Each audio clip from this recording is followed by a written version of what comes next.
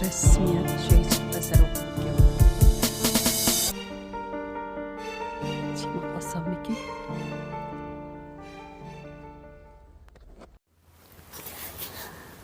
Assalamu alaikum.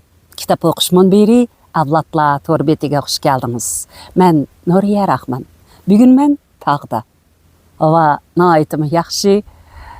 Tushdan ilgari biraz çanğa teyildim. Lekin bütün xiyolim tushdan keyin bir asar o'qisam bo'ldi deb nada o'qiy deganlardan tortib planlab mana bu to'pilikka chiqib tayyorlanib o'tiribdiman. Qo'limda dangliq olim marhum Abdushukur Muhammad Eminning Uyg'urlarda İslam madaniyati nomli bu katta kitobi. Bugun bu kitobdan o'quvchi to'g'risida degan bir parcha maqolni o'qib beraman. Hammamiz o'quvchi bo'lib baqqan. Shundaqku, qani olimimiz nimalarni yozdi ekan? O'quvchi to'g'risida. Bilim aql ozuqi. O'quvchi. Nima degan iftixorlik, nima degan go'zal ibora ha? Tabiat dunyosida attirgil. Kishilik jamiyatida o'quvchi kishi qalbini suyundiradigan pok, yumron va umidvorlikqa to'lgan bir jup mo'jiza. Texi o'qish yeshiga toshmagan sabiylar har doim so'mkalarini esib o'quvchi bo'lishga talpinadi. Ota-onalar farzandlarini maktabga kirgizishni o'zlarining zo'r xushalliqi deb suyunadi. Yashanganlar o'zlarining o'quvchilik mazgillarini otash kabi tuyg'ular bilan aslashadi. Vaholanki o'qishsiz qolgan farzandlar ota-onalarining g'am qayg'ulari bilan yaxshi o'qimagan, maktabdan chekindirilgan, hatto mahbuslik kiyimi kiygan sobiq o'quvchilarning hasratlari kishini larziga soladi. O'quvchi bilan o'qituvchi ta'lim tarbiyaning ikki kategoriyasi bo'lib, u maktabdan iborat 3-kategoriya bilan birlikda ma'arifning asosiy seklini hosil qiladi. Ammo o'qish bilish sifatida maktabdan ilgari va o'qituvchidan keng hodisadan iborat. Ma'lum bo'lishicha, insoniyat ibtidoiy jamiyatida ta'lim tarbiya faoliyatini jamoa mexanizmining asosli funksiyasi sifatida uyushtirgan. Jamoa oqsoqollari keyincha shaman va hunar mahorat peshvolari yoshlarning tarbiyachilari bo'lishgan. Yakka oilalar maydonga kelgandan keyin ota-onalar, din kohinlari, hunar kasb ustalari tarbiyalash, yetaklash rolini o'tashgan. Taxminan yeziqning kelib chiqishi bilan ayrim ta'lim tarbiya kasbi bo'lgan maktab muarifi maydonga keldi. Bugungi kunda ta'lim tarbiya turi maktabdan iborat muarif muassasasi shu darajada rivojlandiki, uningsiz bugungi dunyoni, hatto uning bir qismi bo'lgan biror yeza yoki shaharni tasavvur qilish mumkin bo'lmay qoldi. Shundoq bo'lishiga qaramay texi ko'plagan kishilar, hatto ba'zi o'quvchi va muarif xodimlari o'quvchi degan iboraning haqiqiy ma'nosini, qimmatini tushunib yetgan emas. Ular nihoyatda yuza holda o'quvchi maktabda o'qish tarixini boshdan kechirayotgan yosh o'smirlardan iborat deb tushunadi. Mutafakkur Yusuf Hojib umuman kishilarni ta'lim berguchi va tarbiyalanguchidan iborat ikki turga bo'linadi. Buningdan boshqalarini yilqi sana deydi. Ulug' olim Farabi davlat boshliqidan toki bolalargacha bo'lgan hamma aholini o'qituvchi va o'quvchidan bo'lish lozim deb qaraydi. Bu ikki mutafakkur madaniyatlik fozil jamiyatning butkul qurilmasini mukammal bir maktab deb tavsiya qilgan. Meningcha, maarif, maktab, ta'lim tarbiya to'g'risida buningdan keng va yuksak izohat bo'lmasi kerak. Vaholanki biz texicha o'quvchini insoniyatga nisbatan, maarifni jamiyatga nisbatan qisman narsa va hodisa deb qarashga odatlanib keldik. İnsan eng oldi bilan bilish iqtidoriga ega jonliq ijtimoiy gavda. U subyekt sifatida tashqi dunyo hodislarini sezadi va uning mohiyatlarini bila oladi. Bundaq bilish iqtidorisiz bilimni va dunyoni o'zgartirish faoliyatini tasavvur qilg'ili bo'lmaydi. Bilim aql ozuqi, inson kamolatining ma'naviy sharti. Mushu ma'nodan olganda har qanday subyektiv inson bilguchi, o'rganguchi, o'quvchidan iborat. Bu asosiy qoidani hal qilmay turib, maktabda o'quvchilik turmushini boshdan kechiribmi, o'rdakka suv yuqmagandek o'tib ketadigan, o'qimaydigan o'quvchilar masalasini izohlag'ili bo'lmaydi. O'quvchi millatning, davlatning kelgusi saviyasi, asosiy binokorlik materiali, istiqbol ko'rsatkichisi. O'quvchilik davri inson hayotining zamon tarixini, makon qimmatini va qonuniyatlar qudratini bilish davri. Soati oltin bilan takrorlanmas shirin mazgili. U umidvorlik chechaklarga to'lgan jannat fasli. Ammo uning subyektiv yoki obyektiv fojialarimi nihoyatda og'ir. Bir kichik tema. O'quvchilik mazgilidagi 10 cho'ng munosabat. Güzel o'quvchilik mazgili shartsiz, badalsiz, xiyoliy jannat fasli emas.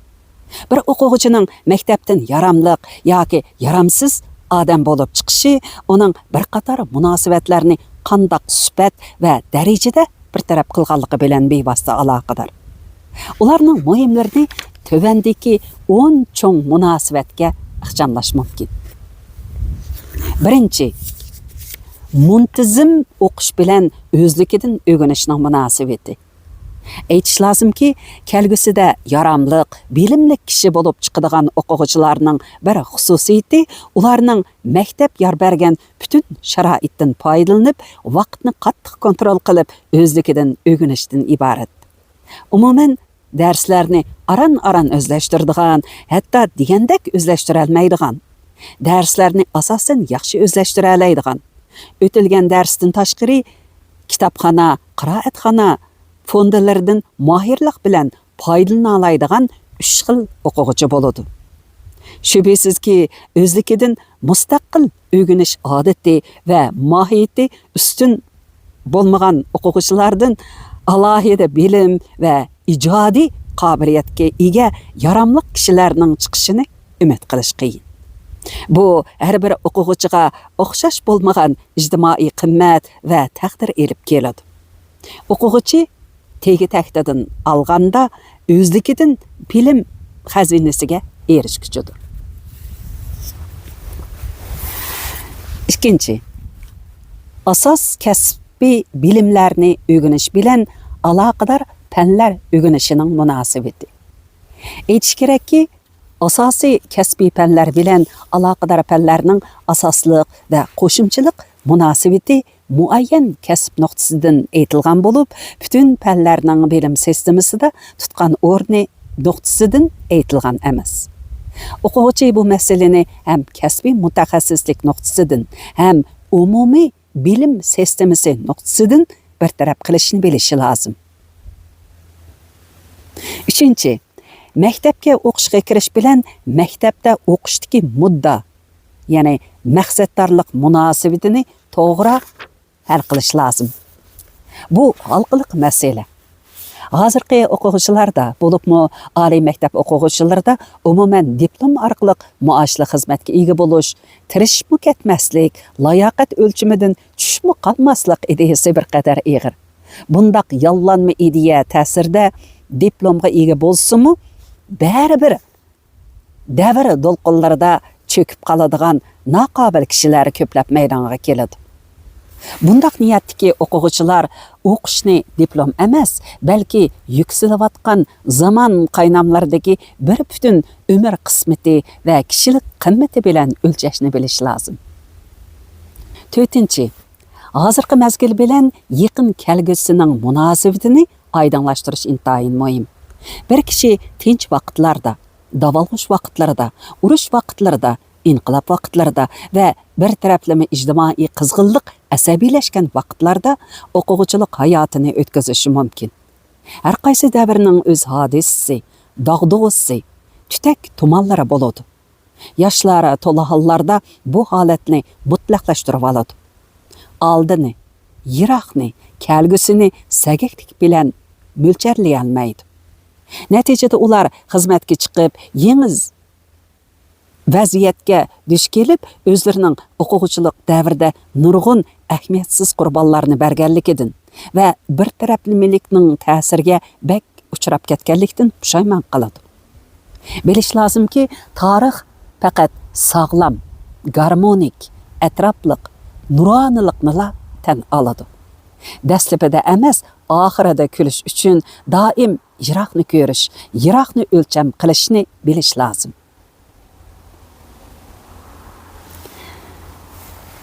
Ma kun tushayotqachqa xillab isib qoldim. Ijobini seliyday.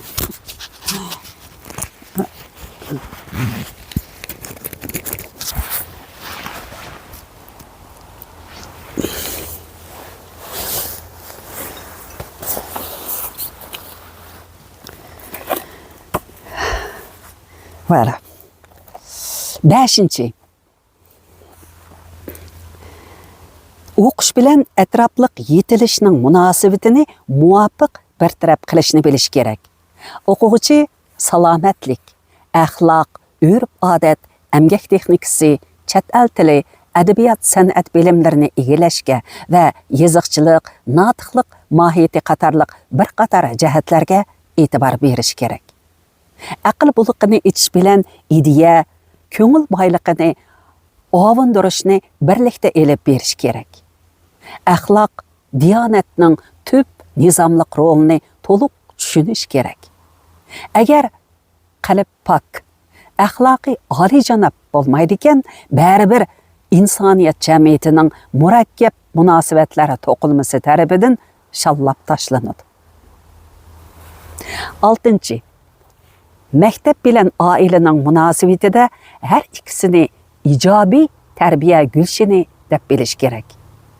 Oila tunji ta'lim tarbiya o'rni. Shuningdek, oilada salbiy illatlar saqlangan bo'lishi mumkin. O'quvchi imkon qadar ajdodlardan oliyjanob yangi avlod bo'lib yetishishni nishon qilish, oilaga izchil, mehribon, kuyimchan, hurmatchan bo'lishi, oilasiga iqtisodiy jihatda hojatsiz besim paydo qilmasligi lozim. 7. O'quvchilar o'quvchi bilan o'qituvchi o'rtasidagi munosabatni izchil qadrlashi, pishqadam ustozlarni ilm va axloq nuqtasidan hurmatlashi, milliy madaniyat va milliy ma'rif tarixida o'tgan mashhur ustozlar haqida yetarli bilim va hurmat an'anasiga ega bo'lishi lozim. O'quvchining tirishib o'rganishi, kitobni ustoz bilishi, o'qituvchilardan yetaklash yordami elishi, ziddiyat va uqishmasliklarni vaqtida hal qilishi, o'qituvchilar orasidagi ittifoqlikqa foydasiz ta'sir yetkazadigan so'z harakatlarni qilmasligi, o'qituvchilarning shon shuhratini qo'g'dishi lozim. 8.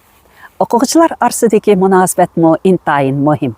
Bu o'g'il-qiz o'quvchilar, har yerdan kelgan o'quvchilar, har xil xarakter va mijozdagi o'quvchilar, o'xshamagan kasbdagi o'quvchilar orasidagi munosabatning oqilona, madaniyatlik bo'lishini kollektivizmlik ruhidagi do'stlik, hamkorlik munosabatida bo'lishni talab qiladi. Yurtvozlik, chekimlik va ichimlikka berilish, bekor talablik, oyun tamaşıga herislik, oğul kızlar arasındaki gayri normal münasibetler helimi mektep muhitini yeterlik bulgap, mekteplerinin ta'lim terbiye funksiyasını ünümsiz oranga düşürüp koymakta. 9. O'quvchilar mektep sirtidagi jamiyat bilan bo'lgan munosabatda sagak bo'lish kerak. Bo'libmi siyosiy kurash jiddiylashgan yoki pul muomalasi ustunlikni olgan zamonlarda yosh o'quvchilar jamiyatdagi yomon kishilar ta'siriga uchrab turadi. Ichimlik, chekimlik, axloqiy tushkunlik, pulga cho'qinish, o'g'rilikchilar turkumiga qitilib qilish ahvollarimi navbatda alohida diqqat qilmasi bo'lmaydigan masalalardir. 10. O'qigan kasbi bilan jamiyatda ishlaydigan xizmati o'rtasidagi munosabat. Bu umuman o'qish tamomlagan o'quvchilarning orzusiga bog'liq bo'lmagan hodisa bo'lsa-mu, o'quvchining asosiy bilimi va mahorati ko'p qirliq bo'lganda bu jihatda moslashqila bo'ladi. Yuqorqi 10 cho'ng munosabat haqida o'quvchi kuzatish xarakterlik tahlil yurgizishi, qayta o'rganish elib berishi lozim. Yana bir kichik tema. O'quvchilarning kelgusiga yuzlanishi va o'z-o'zini qadrlashi. O'quvchilar xalqning umid qo'nchilari, kelgusiga tutashtiradigan ulug' peshon. Shuni afsus bilan tilga ilish hojatki, tarix o'zining har bir cho'ng qadamida ko'plagan yoshlarni, jumladan o'quvchilarni badal qilib kelgan. Har bir siyosiy, diniy mazhab, irqiy kurashlar o'zining aldamchi hiylasi yoki halok qilg'uchi tig' uchini yoshlarga qartib kelgan. Ocharchilik lagerlari, jang maydonlari, mahbuslik kamerlari yoshlar, o'quvchilar bilan to'lib teshib keldi. Puldan iborat seriq iblis yoshlarni sehrlik to'riga qarmab elib, ularni chekimlik, ichimlik, bekor talablik, o'g'irlik, bulongchilik, qotillik, aldamchilik, yollanmalik, fohishvozlik, sotqunlik girdobiga tashlab keldi. Tarixda har qitim e'tiqod maslak kirzisiga yo'liqqan, g'oya buhroni yuz bergan, ma'naviy nupus ojizlab ketgan, axloq o'rniga tapovat, vijdon o'rniga pul ustunlik olgan. Har xil potensial ong va xohish yamrab ketgan mazgillarda bir avlod yoshlar, o'quvchilar kaskin tanlashga duch keladi. Ammo texmi nurg'un yoshqonchilar chaylinib xazon bo'ladi. Bu tarixda ko'p qitim takrorlangan haqiqat. Uningga ko'z yumush nomardlik, kazzoblik va vijdonsizlik. Biz 21-asrga yuzlanayotganimizda kalendarda o'zgargan yangi raqamga emas, balki biz yuzlanayotgan yaqinqi kelgusining ma'naviy qiyofatiga nazar solishimiz lozim. Bundan boshqa zamonning ilmiy, texnikaviy taraqqiyotining shaxsga bo'lgan shollab etish kuchimi kuchlik bo'ladi. Talab ish boradi. Agar biz jamiyatning yuzlanishini to'g'ri egilamay, mohiyat bilan hodisani, o'tkinchi narsalar bilan muqarrar narsalarni aralashtirib oqibatda pushaymon yeb qolamiz. Maktab tamomlagandan keyinmi tantakligi va asabiyligi bilan o'zini o'zi tuyuq yo'lga selib oladiganlarmi uchraydi. Biror yaşangan ilmiy xodim yoki ma'rifchi o'z saboqdoshlarining qismatlarini, anlagan ko'rganlarini bir qor aslab chiqsin-chu. Ularning ko'z oldiga bir zamonlardagi yumron, umidvor yosh o'quvchilarning har xil qismat yo'llarini kezgandan keyinki har xil obrazlari keladi. O'quvchi ulug' ibora. Ular yiroqni ko'rishi, har xil ehtimolliklarga taqobil turishga qobil bo'lishi, o'zini qadrlashi, kishilik qimmatini borgan sari yuksaltirib turishi lozim. Bugungacha yashab o'tgan insoniyatning sonini aniqlash mumkin bo'lmasimi? Ammo mushu jarayonda maydonga kelgan mutafakkur, olim kashfiyotchilarning sonini aniqlash bakmi oson. Ana shu soni oz qo'shin o'quvchilardan o'z qo'shinini to'liqlashga bakmi muhtoj. 1993-yili 3-oy Ürümçide yazılgan. Bu maqalni anlagandan keyin meningcha sizlarmi menga o'xshashlar o'quvchilik davrlaringlarni asildinglar. Hay, kelmasga ketgan shu o'quvchilik davrlarimizda ma'qul emsa kelar qitimliq kitob o'qish programmamizda ko'rishaylik. Ahırda qısqa bir sinni qo'shib qo'yay. Bu o'tganda men Sasvi degan tog'liq kentda bo'lgan vaqtimdagi ko'rinishlar.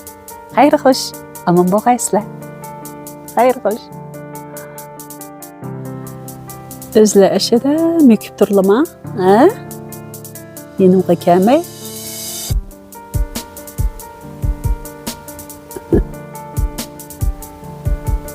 Nasıl chiqadi?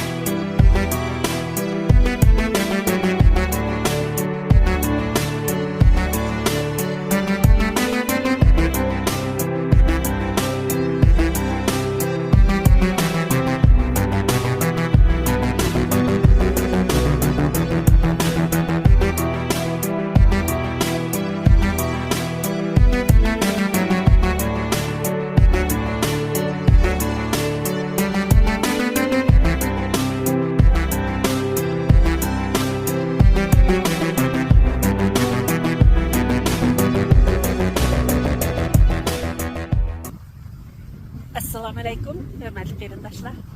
Qataq ahvalımlar yaxşımı? Bugün mən Şivsariyanın Vali rayonundakı Sasbi degan tağlıq kənddə bu qitim kelgan vaqtimizda havo tasi yaxshi bo'lmadi. Bu butun uyga ajoyib bir tumonliq qor telish maydonlarida qiynoq ko'ngil bo'lmaydigan shunday bir kun bo'ldi. Bugun havo xeyli yaxshi. Şaşqa biraz etrafdagi manzaralar tatib hozirlarga sunaydi. Hozirgi o'rnim dengiz yuzidan 2700-2800 metr egiskliklarga to'g'ri keldi. Bu yerda turib shu alt tog' tizimlarining haybatli cho'qqalarini ko'rib bo'ldi.